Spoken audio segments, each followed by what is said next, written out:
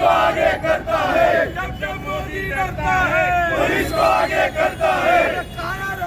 कायर है मोदी शाह, कायर है, कायर है मोदी शाह, कायर है, कायर है मोदी शाह, कायर है। अरे जब जब मोदी डरता है पुलिस को आगे करता है, जब जब मोदी डरता है पुलिस को आगे करता है। इनकलाब जिंदाबाद, इनकलाब जिंदाबाद, इनकलाब जिंदाबाद। सरकार निकम्मी है, सरकार नहीं है। नरेंद्र मोदी हाय हाय, नरेंद्र मोदी हाय हाय। धर्मेंद्र प्रधान शिक्षण मंत्री, अरे 20 निष्पाप मुलांच्या बळी घेणाऱ्या शिक्षण मंत्र्याचं खाली डोकं वरती पाय, निर्लज्ज मंत्र्याचं करायचं काय? खाली डोकं वरती पाय। आपस में है भाई भाई, हिंदू मुस्लिम सिख ईसाई आपस में है भाई भाई। हिंदुस्तान जिंदाबाद, हिंदुस्तान जिंदाबाद। मोदी जब जब डरता है पुलिस को आगे करता है, मोदी जब जब डरता है पुलिस को आगे करता है।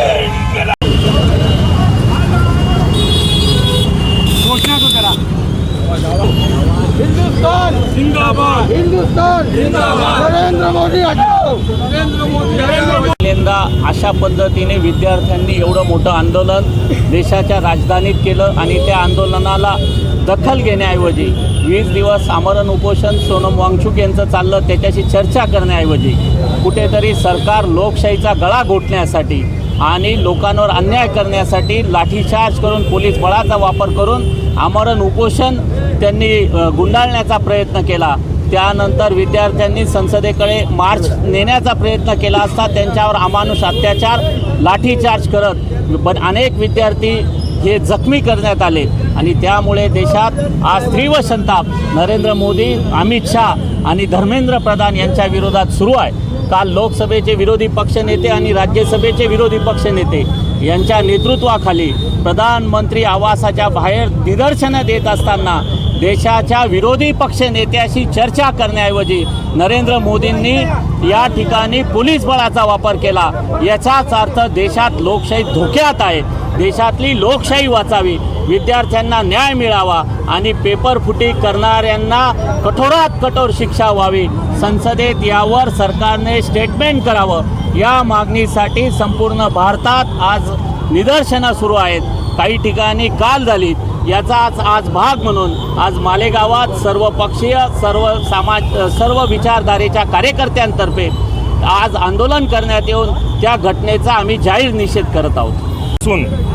चालू असलेले उपोषण अतिशय शांततेत होते वांगचुक, परंतु त्या उपोषणात काल परवा विद्यार्थिनी त्याला सहभाग दाखवला। त्या सहभाग दाखवत असताना विद्यार्थी आपल्या न्याय हक्कासाठी आणि आपल्या आयुष्यभर ज्या तुम्ही नेट परीक्षा पाहत असेल तर नेट परीक्षा ही पूर्ण देशात एकाच वेळी होती आणि एकाच वेळा संपूर्ण देशात घेतल्या गेलेल्या या नेट परीक्षामध्ये जवळजवळ 60 लाख विद्यार्थ्यांनी भाग घेतला होता।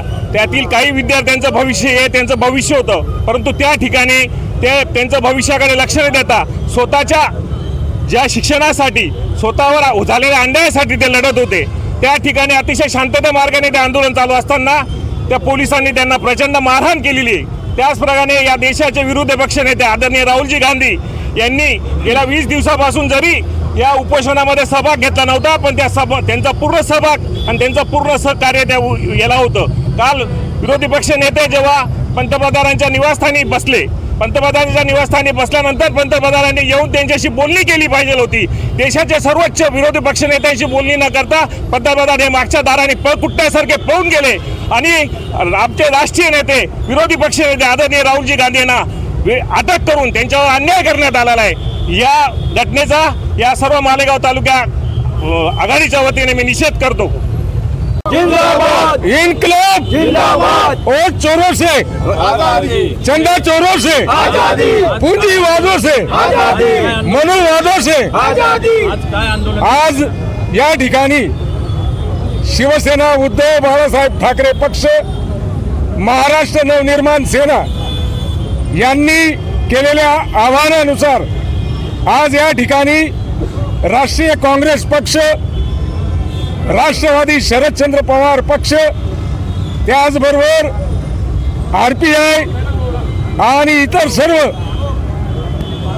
सर्व पक्षीय कार्यकर्ते आणि नेते मंडळी, मला या ठिकाणी अभिमानाने एक गोष्ट सांगावीशी वाटते की या आंदोलनाची सगळ्यात पहिली दखल जर कोणी घेतली असेल तर ती माननीय उद्धवजी ठाकरे, उद्धवजी ठाकरेंनी ज्याप्रमाणे लोक त्यांना कुटुंब प्रमुख म्हणून बघतात, त्याप्रमाणे कुटुंब प्रमुखाच्या भूमिकेतून त्यांनी या युवा शक्तीच्या आंदोलनाला ठामपणाने पाठीशी उभा राहत त्यांच्यामध्ये लढण्याची जिद्द आणि प्रेरणा मिळवून दिली. एवढंच नाही तर जंतर मंतर या ठिकाणी सुद्धा उद्धव साहेबांनी भेट दिलेली आहे. आपली पुढील आज गेल्या 20-25 दिवसापासून शांतताच्या मार्गाने आंदोलन करणाऱ्या सोनम वांगचुक यांना कपड्यामध्ये गुंडाळून लोकशाही गुंडाळण्याचा जो केविलवाना प्रयत्न या सरकारने केला, या सरकारने गुंडांना पोलीसच्या वेशामध्ये पाठवून जंतर मंतरवर अगदी 15-15, 16-16 वर्षाच्या कोवळ्या मुलींना कपडे फाटेपर्यंत मारलं, त्यांचे डोके फोडले, हातपाय तोडले. या गांडू आणि कायर सरकारचा आम्ही या ठिकाणी खऱ्या अर्थाने निषेध करण्यासाठी आज या ठिकाणी सर्वपक्षीय कार्यकर्ते जमलेलो आहोत. प्रधानचा राजीनामा हा तर विषय आहेच, परंतु जोपर्यंत हे भ्रष्ट सरकार, हे चंदाचोर सरकार, हे पेपर चोर सरकार याला खाली खेचलं जात नाही, तोपर्यंत ह्या आंदोलनाची धग कमी होणार नाही.